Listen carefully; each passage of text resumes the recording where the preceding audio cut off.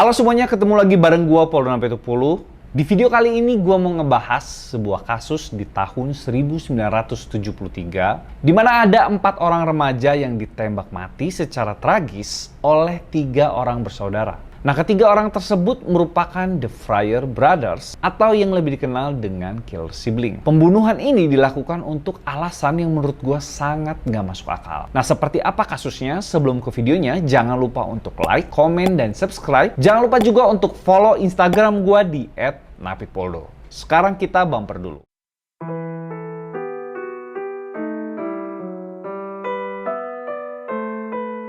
Di malam tanggal 17 November 1973, ada 5 remaja Sioux Falls asal South Dakota di mana mereka menghabiskan malam dengan bersantai di Gitche Manitou State Park. Kelima remaja itu adalah Stewart Bath berumur 18 tahun dan saudaranya yang bernama Dana Bath berumur 14 tahun, Mike Hadrath berumur 15 tahun, Roger Asams berumur 17 tahun, dan Sandra Keski berumur 13 tahun. Mereka pergi ke cagar alam hutan di perbatasan South Dakota dan Iowa. Mereka bersantai di sekitar api unggun sambil menikmati malam. Nah, mereka bersantai dengan membawa gitar dan sambil merokok santai gitu.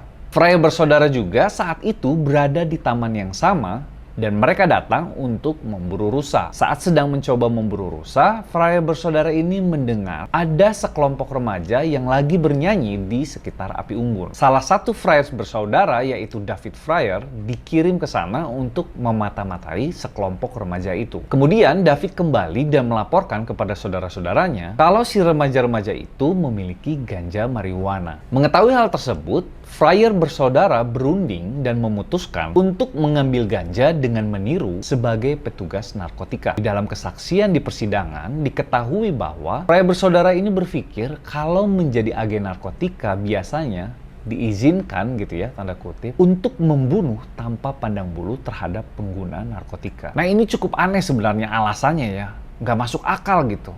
Jadi kalau mereka pura-pura jadi petugas polisi, mereka bisa ngebunuh orang. Kalau menurut gue kayaknya ini ada niat emang buruk aja dari awal. Ketiga bersaudara itu mengambil senapan dari truk mereka. Alan berumur 29 tahun, James berumur 21 tahun, dan David berumur 24 tahun. Mereka memposisikan diri di punggung bukit yang menghadap ke para korban dan mulai melepaskan tembakan. Roger SM tewas seketika, sedangkan Stewart Bath terluka. Pada titik ini, 3 remaja yang tersisa berlindung di pepohonan. Fryers memerintahkan mereka untuk keluar dari pohon. Kemudian Michael Hadrath dan Sandra Keski keluar dan bertanya kepada Fryer bersaudara siapa mereka. Alan Fryer kemudian menembak Michael Hadrath di lengannya dan mengatakan kalau mereka adalah petugas kepolisian. Michael dan Sandra pun jatuh ke tanah, tetapi mereka memerintahkan keduanya untuk berdiri. Alan mengatakan kalau mereka ini berpura-pura mati. Alan dan David Fryer kemudian memindahkan Dana, Michael, dan Sandra menyusuri jalanan menjauhi api unggun. Sandra kemudian diikat dan ditempatkan di mobil van milik mereka. Dalam waktu yang sama, Stewart juga kembali dibawa ke van dari tempat awal dia terluka dan meninggalkan Roger yang sudah mati di tempat. Alan kemudian pergi membawa mobil van-nya dengan Sandra di dalam mobil tersebut. Lalu mobil tersebut meninggalkan ketiga teman Sandra, yaitu Stewart, Dana, dan Michael di belakang. Mereka berdiri di pinggir jalan bersama James dan David Fryers. Setelah van itu pergi, mobil itu pergi, si James dan David membawa truk pickup mereka dan kemudian membunuh ketiga remaja itu dengan senapan yang mereka bawa. Dalam perjalanan, Alan terus memberitahu kepada Sandra bahwa dia adalah seorang petugas kepolisian. Dan dia mengatakan kalau dia adalah bos. Dan 2 lainnya atau 2 temannya ini akan melakukan apapun yang dia perintahkan. Beberapa saat kemudian, James dan David bertemu di jalan dengan mobil truk si Alan. Alan dan Sandra kemudian lalu masuk ke truk dan mereka pergi ke sebuah peternakan di mana James Fryers akhirnya memperkosa Sandra. Keesokan harinya, Alan pergi mengisi bensin dan mengantar Sandra pulang dengan masih berpura-pura sebagai petugas kepolisian. Dia mengatakan kalau Sandra terlalu mudah untuk ditangkap, makanya si Sandra ini dibebasin. Nah, melalui investigasi kepolisian, ketiga mayat korban dari Fryers Brothers ini ditemukan keesokan harinya oleh pasangan dari Sioux Falls yang saat itu lagi pergi ke taman, di mana pada saat itu mereka lagi mencoba mobil baru mereka. Tetapi mayat Roger Essems tidak ditemukan sampai hari berikutnya karena dibiarkan tergeletak di dekat api unggun. Anggota Departemen Kepolisian South Dakota bekerja sama dengan agen khusus dari Divisi Investigasi Kriminal Iowa yang dikenal sebagai Biro Detektif Negara Bagian. Penyelidik kemudian menyisir tempat kejadian perkara. Luka peluru di tubuh remaja yang meninggal yang ditemukan pada saat itu memberi petunjuk kepada penyelidik kalau para korban ini udah ditembak dengan senapan dari jarak dekat. Di TKP juga polisi menemukan selongsong peluru bekas tembakan dari Fryer Brothers. Penyelidik menduga bahwa kemungkinan bukan hanya satu, tetapi ada 3 orang pembunuh. Penyelidik juga mengakui bahwa van biru milik Stewart Budd yang datang ke cagar alam bersama keempat temannya ini tidak ditemukan dimanapun. Sehingga hal ini membuat polisi kesulitan untuk mengungkap kasusnya. Tapi berkat Sandra, satu-satunya orang yang selamat dalam tragedi itu, kasusnya mulai terungkap di mana Sandra merinci detail peristiwa malam penembakan mematikan itu kepada pihak berwenang. Sandra mengatakan kejadiannya ini bermula ketika mereka sedang berpesta. Mereka lalu mendengar ada suara ranting patah dari kejauhan. Kemudian Roger Essems pergi untuk menyelidiki kebisingan itu dan seketika sepanjang malam berubah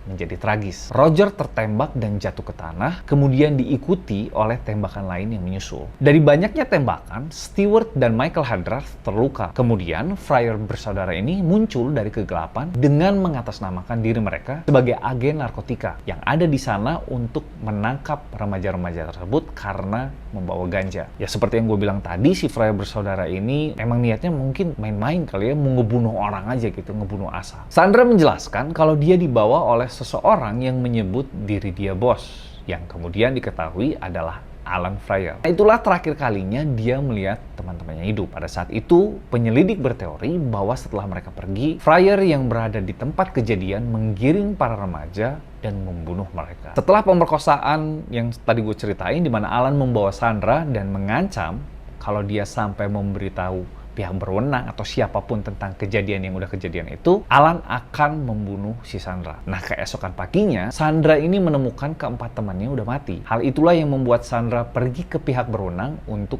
melaporkan kejadian tersebut. Lalu Sandra bekerja sama dengan para penyelidik untuk berbagi deskripsi tentang Fryer bersaudara dan truk mereka yang membawa Sandra. Mereka kemudian berkeliling ke seluruh area sekitar Gitche Manitou untuk mencari tempat rumah pertanian di mana Sandra diperkosa. Deskripsi yang diberikan Sandra memungkinkan penyelidik untuk membuat sketsa para tersangka. Tetapi hal itu tidak juga membuahkan hasil yang baik. Tapi 12 hari kemudian, tepatnya pada tanggal 29 November 1973, Sandra ditemani Sheriff Craig Vincent mencari pelaku pembunuhan dan pemerkosaan. Mereka berkeliling pedesaan mencari rumah pertanian tempat Sandra disekap dan diperkosa. Lalu di dekat Hartford, South Dakota, Sandra mengenali sebuah rumah pertanian dari tangki bahan bakar merah besar yang berdiri di samping garasi. Dalam penyelidikan tersebut, ternyata diketahui bahwa peternakan itu adalah milik seorang petani lokal yang merupakan majikan dari Alan Fryer. Dalam waktu yang bersamaan, secara kebetulan, Alan keluar menggunakan mobil truk pick-up warna biru yang sama seperti yang digunakan pada saat malam pembunuhan Fryer Brothers itu. Sandra memberitahu Sheriff Vincent dan langsung berteriak bahwa dia bos yang dimaksud oleh Sandra. Petugas dengan cepat menghadang truk tersebut lalu kemudian menangkap Alan Fryer. Tidak lama kemudian, kedua saudara lainnya yaitu David dan James Fryer juga ditangkap. Mereka ditangkap tanpa ada perlawanan dan didakwa melakukan pembunuhan dengan senapan terhadap 4 remaja Sioux Falls pada 17 November di tahun itu. Setelah penangkapan, ketiga bersaudara itu saling menyalahkan satu sama lain. Tetapi ketiganya tetap dinyatakan bersalah dan dihukum seumur hidup. Pengadilan The Fryer Brothers pada bulan Februari 1974, tepatnya 3 bulan setelah pembunuhan itu terjadi, David menjadi saudara pertama yang diadili. Dia dinyatakan bersalah dan dijatuhi hukuman seumur hidup tanpa adanya kemungkinan untuk pembebasan secara bersyarat. Lalu 3 bulan kemudian, Alan dinyatakan bersalah atas 4 tuduhan pembunuhan dan menerima 4 hukuman seumur hidup. Sebelum diadili, James sempat kabur dari penjara Lyon County bersama dengan Alan. Mereka mencuri kendaraan dan melarikan diri dari negara bagian selama hampir seminggu. Tetapi sayangnya, usahanya gagal dan mereka ditangkap di Wyoming dan dibawa kembali untuk menghadapi tuntutan federal. Pada Desember 1974, James Fryer dinyatakan bersalah atas pembunuhan pembunuhan tingkat pertama terhadap Roger, Michael, dan 2 bersaudara Bud, dan pembunuhan tidak disengaja dan dijatuhi hukuman seumur hidup. Mereka semua saat ini menjalani hukuman di penjara negara bagian Iowa di Fort Madison, Iowa. Terus ternyata diketahui belakangan ada fakta tentang Fryer Brothers. Yang pertama, ternyata ketiga bersaudara ini memang mempunyai jejak kriminal, di mana tahun 1968, Alan dan David ini pernah dihukum karena mengangkut kendaraan curian. Lalu fakta berikutnya, yaitu sebelumnya James Fryer juga pernah berurusan dengan hukum dan sempat menjalani hukuman penjara ketika pembunuhan itu dilakukan. Jadi dalam persidangan, James mengklaim kalau dirinya ini sedang menjalani hukuman penjara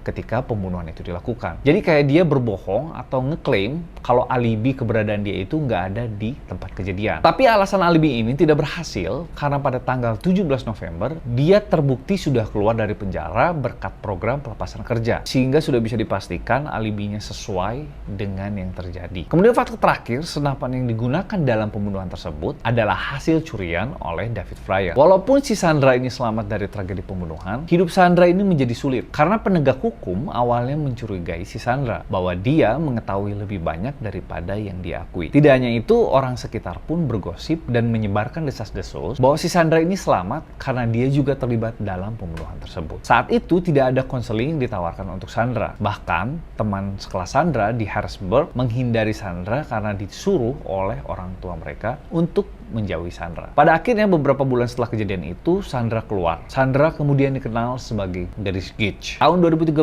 Sandra baru berani diwawancarai oleh media, dan ketika ditanya bagaimana hidupnya setelah kejadian itu, dia menjawab malu sendirian. Aku merasakan semua itu. Mengerikan. Saya berjalan dengan kepala tertunduk selama 40 tahun, dan saya memblokir semuanya. Itulah pernyataan dari Sandra. Sandra mengatakan dia akhirnya memilih untuk menceritakan kisahnya di tahun 2013 adalah demi keluarganya dan juga untuk mengingatkan orang-orang bahwa dia dan yang lainnya tidak lebih dari korban di malam itu. Sekarang kisahnya dibuat dalam sebuah buku yang berjudul Gitch Girls: The Survivors Inside Story of the Mass Murders That Shocked the Heartland, karya Phil dan Sandy Hammond. Ngeri ya kasusnya, anak-anak remaja bisa dibunuh seketika di satu tempat kayak gitu dan dihabisi secara sadis dan bahkan sampai ada yang diperkosa. Menurut gue itu ngeri banget. Nah, menurut pendapat kalian gimana tentang kasus ini?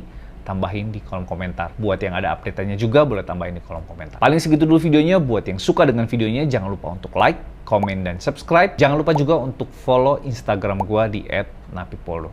Sampai ketemu di video berikutnya. Dah.